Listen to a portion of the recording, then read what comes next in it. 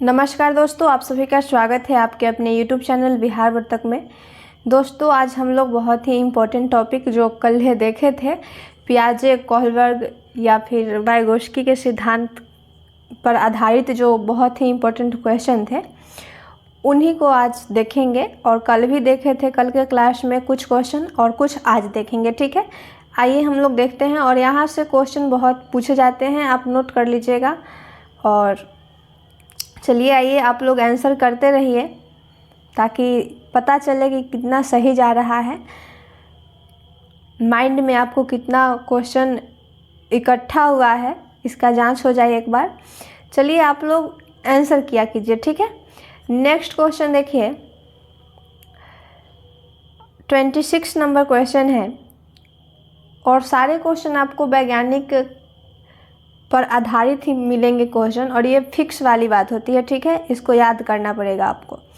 Question है, Kohlberg के अनुसार सही और गलत प्रश्न के बारे में निर्णय लेने में शामिल चिंतन प्रक्रिया को क्या कहा जाता है? आप लोग बताइए। यानी कि कोहलबर्ग के अनुसार बताना है कि गलत प्रश्नों के बारे में निर्णय लेने में शामिल जो चिंतन की प्रक्रिया होती है उसे क्या कहा जाता है? आप लोग आंसर कीजिए। ऑप्शन है आपका सहयोग की नीति, ऑप्शन बी है नैतिक तर्कना, और ऑप्शन सी है नैतिक यथार्थवाद, और डी है नैतिक दुविधा। तो अगर आप किसी प्रश्न को सॉल्व कर रहे हैं और गलत हो जाता है तो क्या करते हैं? सोचते हैं, यानी कि नैतिक आप तर्कना करते हैं, तर्क लगाते हैं। ठीक है, आपका ऑप्शन बी सही जाएगा। और कोहलबर्ग की जब भी बात करें तो उसमें नैतिक आपको देखने को मिलेगा ऑप्शन में। ठीक है, तो नैतिक तर्कना आपका सही होगा, नैतिक दुविधा गलत हो जाएगा, नैतिक यथार्थवाद भी गलत हो जाएगा। ठीक है, सहयोग तो होगा नहीं, सहयोग जाता है वाइगोत्स्की में। ठीक है, तो इसका जो आंसर हो रहा है ऑप्शन बी। जिन्होंने ऑप्शन बी किया उनका सही जा रहा है, और आप लोग आंसर कीजिए। ठीक है, नेक्स्ट क्वेश्चन देखिए, 27। एक विद्यार्थी अपने समकक्ष व्यक्तियों के समूह के प्रति आक्रामक व्यवहार करता है और विद्यालय के मानदंडों को नहीं मानता। इस विद्यार्थी को डैश में सहायता की आवश्यकता है। बताइए, एक ऐसा विद्यार्थी है जो समकक्ष व्यक्तियों के समूह में जो है अपना क्या करता है? आक्रामक व्यवहार करता है और विद्यालय के मानदंडों को नहीं मानता है।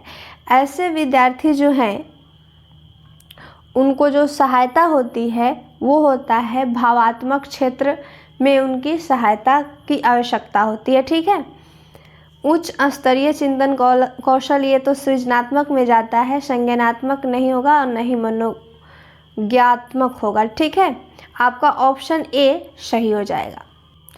आइए देखते हैं नेक्स्ट क्वेश्चन।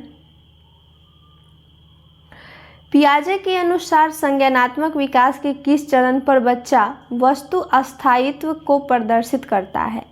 जब भी वस्तु अस्थायित्व की जब बात करें, ठीक है, वो जाएगा आपका किस में? पूर्व संक्रियात्मक चरण में।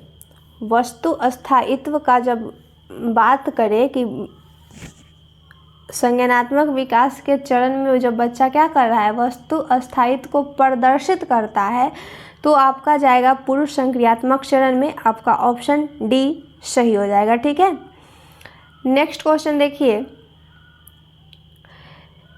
निम्न सिद्धांतों में से कौन बच्चे के बौद्धिक विकास के 4 चरणों, बौद्धिक विकास के 4 चरण हैं, यहाँ पे देख सकते हैं और नोट भी कर सकते हैं। कौन कौन है? संवेदी चालक, पूर्व परिचालन, सुदृढ़ परिचालन और औपचारिक परिचालन। ठीक है, ये बौद्धिक विकास के 4 चरण हैं, नोट कर सकते हैं आप।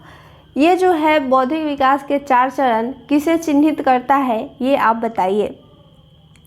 तो ये जो 4 चरण हैं जीन पियाजे के संज्ञानात्मक विकास का सिद्धांत है। ठीक है,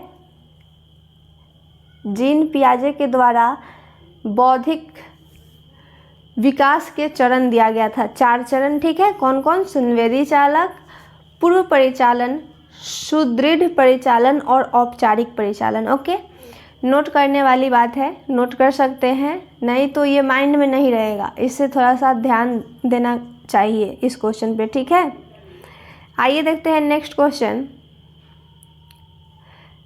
क्वेश्चन है पियाजे के अनुसार मूर्त संक्रियाओं का स्तर किस अवधि में घटित होता है।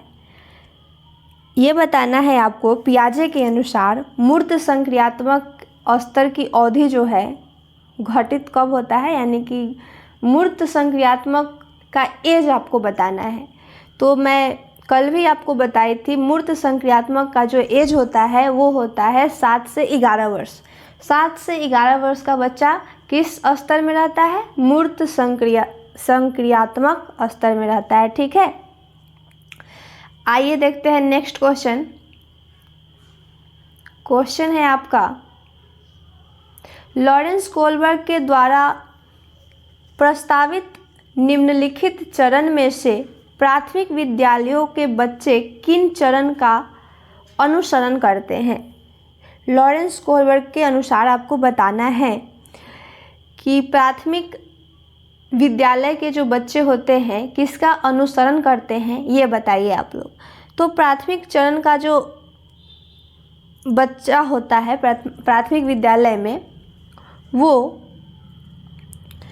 वैयक्तिकता और विनिमय करेगा, और क्या करेगा, आज्ञा पालन और दंड उन्मुखीकरण भी करेगा, ठीक है। आपका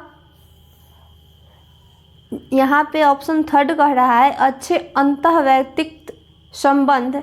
ये अंतःवैयक्तिक संबंध जो है प्राथमिक विद्यालय के बच्चों जो है इसका अनुसरण नहीं कर पाएंगे, और ना ही सामाजिक अनुबंधन और व्यक्तिगत अधिकार, क्योंकि यहाँ पे आपको पूछा जा रहा है कोलबर्ग के अनुसार, और ये सब जो है वाइगोस्की के अनुसार चला जाएगा।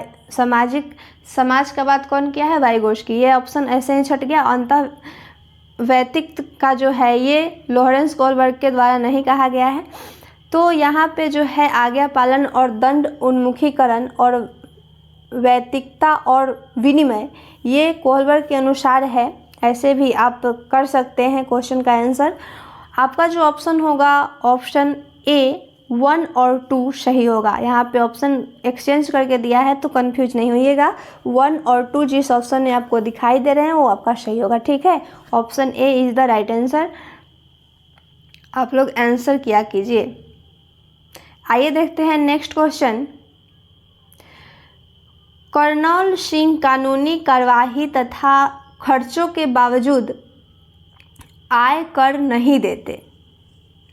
यानी कि एक कर्नल सिंह हैं जो कि कानूनी कार्यवाही तथा खर्चों के बावजूद वो आय कर नहीं देते हैं। वे सोचते हैं कि एक भ्रष्ट सरकार को समर्थन नहीं दे सकते जो अनावश्यक बांधों का निर्माण पर लाखों रुपए खर्च करती है, ठीक है।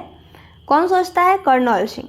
वे संभवतः कोलबर्ग के नैतिक विकास की किस अवस्था में है, ये आपको बताना है कि कर्नल सिंह जो है वो कोलबर्ग के नैतिक विकास की किस अवस्था में है।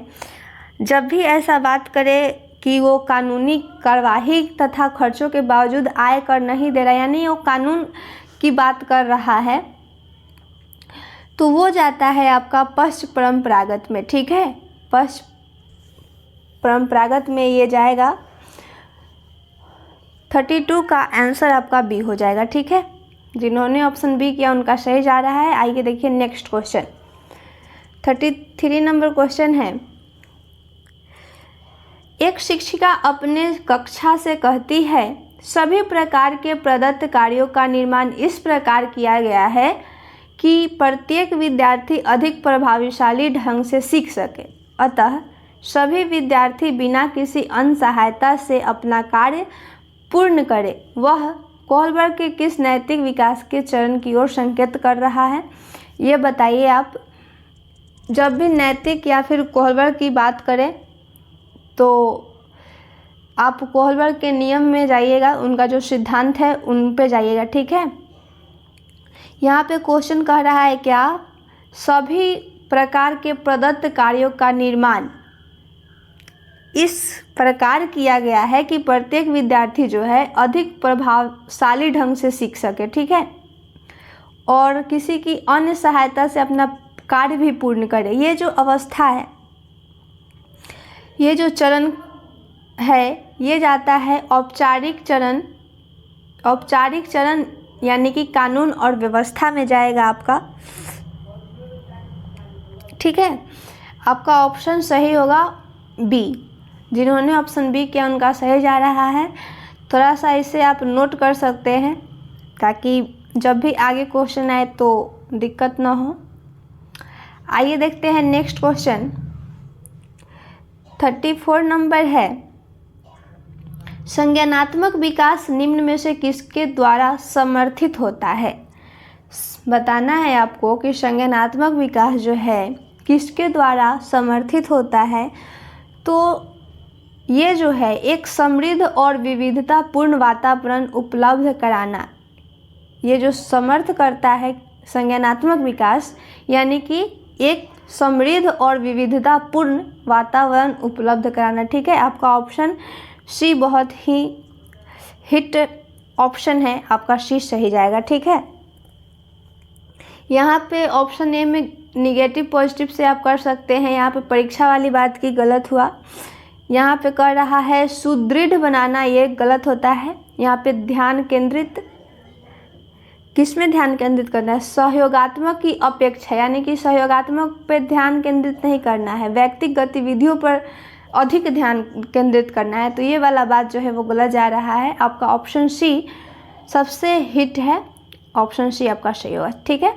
आइए देखिए नेक्स्ट क्वेश्चन 35। वाइगोत्स्की के सिद्धांत में विकास के निम्नलिखित में से कौन से पहलू की उपेक्षा होती है। बताना है आपको कि उपेक्षा यानी कि जो चर्चा नहीं किया गया है, उपेक्षा करना, किसी के बारे में गलत शब्द का यूज करना, ऐसा उपेक्षा होता है। तो यानी कि कह रहा है वाइगोत्स्की के सिद्धांत में विकास के निम्नलिखित में से कौन से पहलू की उपेक्षा होती है, तो वो है आपका जैविक। 35 का आंसर आपका सी होगा, क्योंकि वाइगोत्स्की किस किस के बारे में बात किए हैं, सामाजिक के बारे में बात किए, संस्कृति के बारे में बात किए हैं, भाषाई के बारे में बात किए हैं, भाषा के बारे में, और जैविक के बारे में ये बात नहीं किए हैं। तो इसी जैविक का उपेक्षा हो रहा है। यहाँ पे आपका जैविक जो है वाइगोत्स्की के द्वारा नहीं कहा गया है। इस क्वेश्चन के अनुसार आपका ऑप्शन सी सही होगा, ठीक है। नेक्स्ट क्वेश्चन देखिए। एक वर्ष तक के शिशु जब आँख, कान और हाथों से सोचते हैं तो निम्नलिखित में से कौन सा स्तर शामिल होता है। ये बताइए आप। जब बच्चा जो है एक, वो आँख से, कान से, हाथ करने का अर्थ त्वचा समझ लीजिए आप, त्वचा से जब सोचता है तो वो किस स्तर में शामिल होगा। तो आँख, कान, नाक, जीभ, त्वचा जो है ये इंद्रियां हैं, 5 इंद्रियां हैं। तो बच्चा यहाँ पे क्या कर रहा है, इंद्रियों के माध्यम से सोच रहा है। तो ये जाएगा किसमें, इंद्रिय जनित गामक स्तर, ठीक है। इंद्रिया से जब भी बच्चा सोचे तो वो जाएगा इंद्रिय जनित गामक स्तर। इस बात को ध्यान दीजिएगा। आइए देखिए नेक्स्ट क्वेश्चन 37 है। रिया कक्षा में पिकनिक तय करने हेतु ऋषभ से सहमत नहीं है। वह सोचती है कि बहुमत के अनुकूल बनाने के लिए नियमों का संशोधन किया जा सकता है। यह सहपाठी विरोध पियाजे के अनुसार निम्नलिखित में से किससे संबंधित है। आप लोग आंसर कीजिए।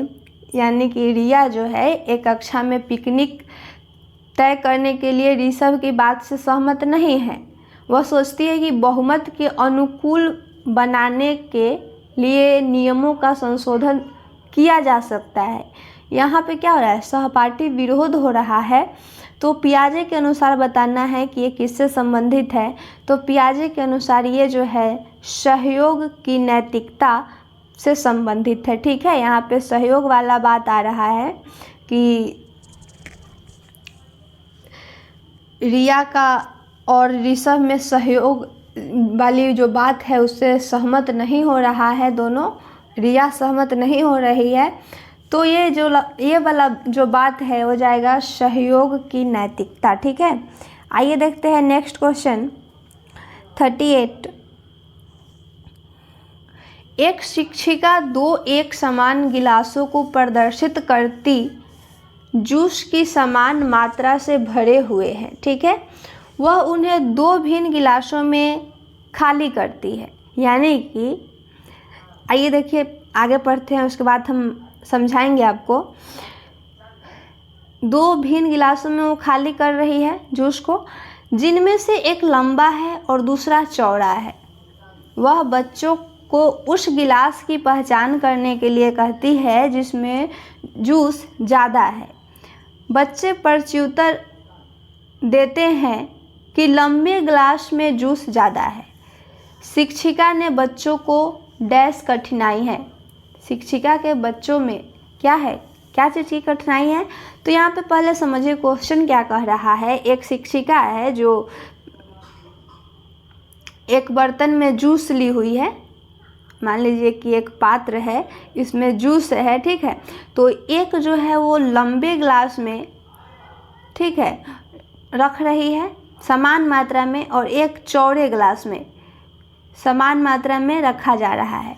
और बच्चा को से पूछा जा रहा है कि किसमें ज़्यादा जूस है, और जबकि दोनों में समान मात्रा में जूस रखा गया है। तो बच्चा कह रहा है क्या कि लंबे ग्लास में ज़्यादा जूस है, यानी कि बच्चा को ये लंबा दिखाई दे रहा है। तो बोल रहा है बच्चा कि इसमें लंबा है तो इसमें ज़्यादा अटेगा, ज़्यादा उसको दिखने में लग रहा है, और जबकि दोनों में समान है। तो ये वाला जो बात है ये जो होता है विकेंद्रीकरण, यानी कि बच्चा में समझ नहीं है कि दोनों में एक समान डाला गया है तो एक समान ही होगा जूस। यहाँ पे बच्चा नहीं समझ पा रहा है। ठीक है, यानी कि केंद्रीकरण का गुण उसमें नहीं है, इसलिए आपका ऑप्शन सी हो जाएगा विकेंद्रीकरण। ठीक है, शिक्षिका के बच्चों में कैसी कठिनाई है? विकेंद्रीकरण की। ओके, नेक्स्ट देखिए क्वेश्चन। अध्यापिका ने ध्यान दिया कि पुष्पा अपने आप किसी एक समस्या का समाधान नहीं कर सकती, फिर वह एक वयस्क या साथी के मार्गदर्शन की उपस्थिति में ऐसा करती है। इस मार्गदर्शन को क्या कहते हैं? यानी कि यह क्वेश्चन कर रहा है, एक पुष्पा नाम की लड़की है जो अपने आप से किसी समस्या का समाधान नहीं कर सकती है। समस्या का समाधान करने के लिए उसे किसी की ज़रूरत पड़ती है, वयस्क की या फिर क्या उसके साथी की मार्गदर्शन की उसे आवश्यकता होती है। तो ये जो आवश्यकता वाला बात की, सहारा वाला बात की, तो हो जाएगा क्या? सहारा देना। यानी कि जब उससे मार्गदर्शन की आवश्यकता होगी तो कोई वयस्क या फिर उसके साथी सहारा ही न देंगे, सहारा देकर उसको समस्या समाधान करने में मदद करेंगे। तो ये यहाँ पे हो जाएगा क्या? सहारा देना। ठीक है, आइए देखते हैं नेक्स्ट क्वेश्चन। पियाजे के सिद्धांत के अनुसार निम्नलिखित में से कौन सा व्यक्ति के संज्ञानात्मक विकास को प्रभावित नहीं करेगा? यानी कि पियाजे के अनुसार जो नहीं होगा ये बताना है आपको। तो यहाँ पे भाषा जो है पियाजे के द्वारा कहा गया है, परिपक्वन भी पियाजे के द्वारा कहा गया है, क्रियाकलाप भी पियाजे के द्वारा आता है अंतर्गत, लेकिन सामाजिक अनुभव जो है ये पियाजे के अंतर्गत नहीं आता है। समाज का बात वाइगोस्की का है, वाइगोस्की साहब जाएंगे समाज में। तो यहाँ पे नहीं करेगा, निगेटिव पूछ रहा है, जो पियाजे के द्वारा विकास में प्रभावित नहीं करेगा वो है आपका सामाजिक अनुभव। ओके, आपका ऑप्शन बी सही हो जाएगा। आइए देखते हैं नेक्स्ट क्वेश्चन। वाइगोस्की के सामाजिक सांस्कृतिक सिद्धांत के अनुसार क्या होगा ये बताइए आप लोग। ऑप्शन देखिए और आंसर कीजिए। कह रहा है वाइगोस्की के सामाजिक सांस्कृतिक सिद्धांत के अनुसार संस्कृति की भाषा विकास में महत्वपूर्ण भूमिका निभाते हैं। ये तो बात बिल्कुल सही है। संस्कृति और भाषा जो है विकास में महत्वपूर्ण भूमिका निभाते हैं, ये वाइगोत्स्की के द्वारा कहा गया है। तो ये सही जा रहा है, ठीक है। ऑप्शन बी कह रहा है बच्चे अलग क्षेत्र में चिंतन करते हैं और वे पूर्ण परिप्रेक्ष्य नहीं लेते। यहाँ पे निगेटिव वर्ड बोला, ये गलत है। और ऑप्शन सी है यदि निम्न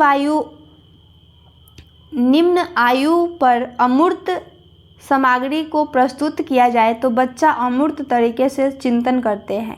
निम्न आयु कहने का अर्थ हुआ कम एज का बच्चा जो है वो अमूर्त चिंतन नहीं कर पाएगा, अमूर्त सामग्री के बारे में वे नहीं सोच पाएगा, ठीक है। उसके सामने जो होगा प्रत्यक्ष रूप से जो उसे देख सकता है उसके बारे में वह चिंतन करेगा। कौन सा बच्चा? निम्न आयु का, यानी कि कम एज का। और यहाँ पे कह रहा है कि निम्न आयु के जो बच्चे हैं वो अमूर्त तरीके से चिंतन करते हैं, तो ये गलत कहा। और यहाँ पे डी नंबर है स्व निर्देशित वाक सहयोग में निम्नतम स्तर है। निम्नतम शब्द गलत होता है, तो आपका ऑप्शन ए जो है सबसे राइट है, ये आपका सही होगा, ठीक है। आइए देखते हैं नेक्स्ट क्वेश्चन। निम्नलिखित कथनों में से कौन सा वाइगोत्स्की के द्वारा प्रस्तावित विकास तथा अधिगम के बीच संबंध का सर्वश्रेष्ठ रूप में सार प्रस्तुत करता है? फिर वाइगोत्स्की के अनुसार बताना है कि प्रस्तावित विकास तथा अधिगम के बीच जो संबंध का सर्वश्रेष्ठ रूप में जो सार प्रस्तुत करता है वो क्या है। आप लोग ऑप्शन देखिए और आंसर कीजिए। ऑप्शन सी में देखिए विकास प्रक्रिया अधिगम से पीछे रह जाती है। विकास प्रक्रिया जो है वो अधिगम से पीछे रह जाती है, ये बात कहा गया है वाइगोत्स्की के द्वारा प्रस्तावित विकास और अधिगम के बीच। विकास और अधिगम के बीच में आपको बताना है विकास जो है, विकास की प्रक्रिया जो है वो अधिगम के पीछे रह जाती है, ठीक है। विकास आगे हो जाता है और सीखने का जो क्रम होता है वो निरंतर चलता है लेकिन धीरे धीरे, ठीक है। आइए देखिए नेक्स्ट। कोलबर्ग के सिद्धांत के पूर्व परंपरागत स्तर के अनुसार कोई नैतिक निर्णय लेते समय एक व्यक्ति निम्नलिखित में से किस तरफ प्रवृत्त होगा? ये बताइए आप कि कोलबर्ग के अनुसार क्या कह रहा है। पूर्व परंपरागत स्तर के अनुसार बताना है आपको। कोई नैतिक निर्णय लेते समय एक व्यक्ति निम्नलिखित में से किस तरफ प्रवृत्त होगा, तो वो है आपका आंसर डी होगा, अंतर्निहित संभावित दंड, ठीक है। आपका ऑप्शन डी सही हो जाएगा। पूर्व परंपरागत स्तर में जो होता है वो नैतिक निर्णय लेते समय वे क्या करता है, अंतर्निहित संभावित दंड से बचना चाहता है, ठीक है। आइए देखिए नेक्स्ट। बच्चों के बारे में निम्नलिखित कथनों में से किस कथन से वाइगोत्स्की सहमत होंगे? वाइगोत्स्की वाला बात जब भी करे तो समाज, भाषा और एक है सांस्कृतिक, ये वाला बात जाएगा, ठीक है। तो यहाँ पे ऑप्शन देखिए और आंसर कीजिए आप लोग। वाइगोत्स्की के अनुसार बताना है आपको। तो जब ऑप्शन ए है बच्चे तब सीखते हैं जब उनके लिए आकर्षक पुरस्कार निर्धारित किया जाए। पुरस्कार तो निर्धारित करना ही नहीं है, ना दंड देना है बच्चों को, ना ही पुरस्कार देना है, ठीक है। आपका ऑप्शन पुरस्कार से ये कट गया। और ऑप्शन बी है बच्चे के चिंतन को तब समझा जा सकता है जब प्रयोगशाला में पशुओं पर प्रयोग किया जाए। तो ये बात तो जो है वाइगोत्स्की के अनुसार नहीं कहा गया है, ये भी गलत हो जाएगा। ऑप्शन सी है बच्चे जन्म से शैतान होते हैं। क्या बच्चे जन्म से शैतान होते हैं? नहीं, ये गलत बात है, ठीक है। ऑप्शन डी है बच्चे समवयस्कों और वयस्कों के साथ सामाजिक अंतःक्रियाओं के माध्यम से सीखते हैं। ये बिल्कुल सही बात है। वाइगोत्स्की के अनुसार आपको क्या देखना था, समाज, सांस्कृतिक या फिर भाषा ढूंढना था। तो यहाँ पे आपको समाज मिल रहा है। समवयस्क और वयस्क समाज में ही तो रहते हैं, तो सभी के साथ वो जो है बच्चा है अंतःक्रिया करके सीखता है। ठीक है, आपका ऑप्शन डी सही हो जाएगा। आइए देखिए नेक्स्ट क्वेश्चन। पियाजे के अनुसार बताना है 2 से 7 वर्ष के बीच का एक बच्चा संज्ञानात्मक विकास की डैश अवस्था में है।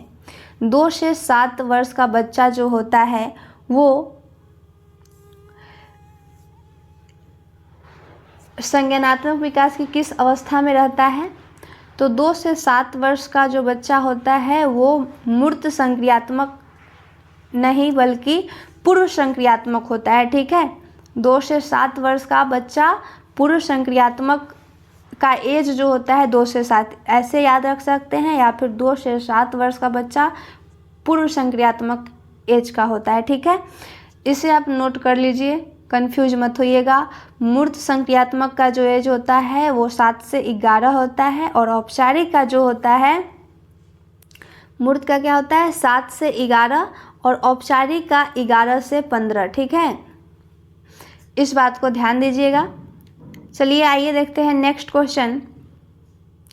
नवीन जानकारी को शामिल करने के लिए वर्तमान स्कीमा का अर्थ क्या होता है? अवधारणा। ठीक है, वर्तमान स्कीमा में बदलाव की प्रक्रिया क्या कहलाती है? यहाँ पे बदलाव वाली बात किया मैं आपको पहले भी बताई थी। यहाँ पे क्या कर रहा है? नवीन जानकारी को शामिल करने के लिए वर्तमान स्कीमा में बदलाव की प्रक्रिया डैश कहलाती है, तो वो जो है आत्मसातकरण कहलाएगा, या फिर समावेशन या फिर आत्मसातकरण। ठीक है, नवीन जानकारी को शामिल करने के लिए वर्तमान स्कीमा में क्या करना है? बदलाव की प्रक्रिया जब भी आए तो वो जाएगा आत्मसातकरण या फिर समावेशन। ठीक है, और परिवर्तन वाली बात होए तो वो होता है समायोजन। ओके, नेक्स्ट देखिए, मानसिक संरचना जो चिंतन के निर्माण प्रखंड है, इसके लिए पियाजे ने किस शब्द या फिर पद का प्रयोग किया है?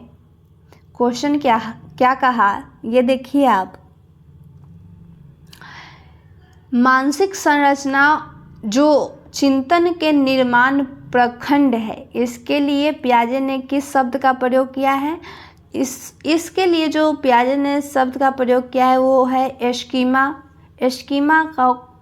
को कहते हैं अवधारणा। ठीक है, ये आप नोट कर सकते हैं। मानसिक संरचना जो चिंतन के निर्माण प्रखंड है डैश देकर स्कीमा या फिर अवधारणा कर सकते हैं। ओके, नेक्स्ट क्वेश्चन देखिए।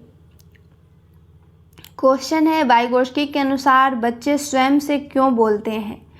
बताना है आपको कि वाइगोत्स्की के अनुसार बच्चे स्वयं से बातें करते हैं, क्यों करते हैं? ऑप्शन ए है आपका, बच्चे अपने प्रति वयस्कों का ध्यान आकर्षित करने के लिए बोलते हैं। ऐसा नहीं है, बच्चा जो है किसी का ध्यान आकर्षित करने के लिए खुद से बातें नहीं करेगा, और ना ही बच्चे में ये स्वभाव बातूनी होते हैं। बातूनी वाला बात गलत जाएगा, यहाँ पे अहम केंद्रित होते हैं, ये नहीं होगा आपका वाइगोत्स्की के अनुसार। वाइगोत्स्की के अनुसार होगा बच्चे अपने कार्य को दिशा देने के लिए बोलते हैं। यानी कि कह रहा है क्वेश्चन क्या, वाइगोत्स्की के अनुसार बताना है कि बच्चे स्वयं से क्यों बोलते हैं। यानी स्वयं से बोलने का अर्थ ये हुआ कि आप भी कभी कभी अकेले में रहेंगे, अगर रूम को सजाना होगा आपको तो सोचेंगे कि यहाँ पे ये चीज़ रख देंगे तो बेटर हो जाएगा, यहाँ पे ऐसे इसको व्यवस्थित करेंगे। खुद से बातें करते हैं। ठीक है, तो आप खुद से बातें करके क्या करते हैं? अपने काम को एक दिशा देते हैं, एक उसको सजावट की एक दिशा देते हैं। ठीक है, तो खुद से बात करने का तात्पर्य यही है वाइगोत्स्की के अनुसार कि अपने कार्य को क्या करना? दिशा देना। ओके, इस बात को समझिए। आइए देखिए नेक्स्ट क्वेश्चन। और क्वेश्चन देखने से पहले अगर आपको अच्छा लग रहा होगा तो आप अपने फ्रेंड्स में शेयर कर दीजिए एक बार, और लाइक कर दीजिए अच्छा लग रहा हो तो। आइए देखते हैं नेक्स्ट क्या है क्वेश्चन। अमूर्त वैज्ञानिक चिंतन के लिए क्षमता का विकास निम्नलिखित अवस्थाओं में से किसकी एक विशेषता है? क्वेश्चन क्या है, अमूर्त वैज्ञानिक चिंतन के लिए बताना है कि क्षमता का विकास निम्नलिखित अवस्थाओं में से किसकी एक विशेषता है? तो ये जो है औपचारिक संक्रियात्मक अवस्था। अमूर्त की बात करें जब भी कि बच्चा जब अमूर्त चिंतन करने की जब क्षमता रखता है तो अमूर्त चिंतन कब जाएगा? 11 से 15 वर्ष के बच्चा में, यानी कि 11 से 15 वर्ष का एज जो होता है वो कौन सा एज होता है? औपचारिक संक्रियात्मक अवस्था होता है, ठीक है। इसी का एज होता है 11 से 15। इस बात को ध्यान दीजिएगा। आइए देखिए नेक्स्ट और लास्ट, आज का लास्ट क्वेश्चन है और इसी तरह से आपको क्वेश्चन यहाँ से मिलेंगे और क्वेश्चन करने का तरीका भी पता चलेगा कि कैसे क्वेश्चन को करना है। और जहाँ नोट करने वाली बात है वहाँ पे आप नोट कर लीजिए। वैज्ञानिक वाला बात जो है, मनोवैज्ञानिक वाला, ये सब आपको याद रखना पड़ेगा। और पेडागोजी होता है उसमें समझने वाला होता है, लेकिन यहाँ पे जो वैज्ञानिक कहे हैं उनको मानना ही पड़ेगा आपको और याद रखना पड़ेगा, ठीक है। उन्हीं के अनुसार आपको आंसर करना पड़ेगा। क्वेश्चन है लास्ट, देखिए। एक बच्चा तर्क प्रस्तुत करता है, आप यह मेरे लिए करो और मैं वह आपके लिए करूँगा, ठीक है। यह बच्चा कोहलबर्ग की नैतिक तर्कना की किस अवस्था के अंतर्गत आएगा? यानी कि एक बच्चा जो है वो तर्क कर रहा है कि आप यह मेरे लिए कर दो काम और मैं वो काम आपके लिए कर दूंगा, ठीक है। ये जो बच्चा तर्क कर रहा है कोहलबर्ग के अनुसार किस अवस्था के अंतर्गत आएगा? तो ये जो है अच्छा लड़का अच्छी लड़की अभिमुखीकरण में जाएगा, ठीक है। यानी कि उसका काम किसी दूसरे का काम क्यों करेगा? अच्छा कहलाने के लिए करेगा, ठीक है। तो 50 का आंसर होगा क्या? अच्छा लड़का अच्छी लड़की अभिमुखीकरण। इसमें जो बच्चा है समाज में अच्छा कहलाने के लिए कार्य करता है, ठीक है। आपका आज का क्लास ख़त्म हो चुका। हम लोग आगे मिलेंगे नेक्स्ट टॉपिक में क्वेश्चन आंसर के साथ। EVS या फिर CDP ही कुछ भी देखेंगे और ध्यान देकर आप लोग पढ़ाई कीजिए। मिलते हैं नेक्स्ट वीडियो में। जय हिंद।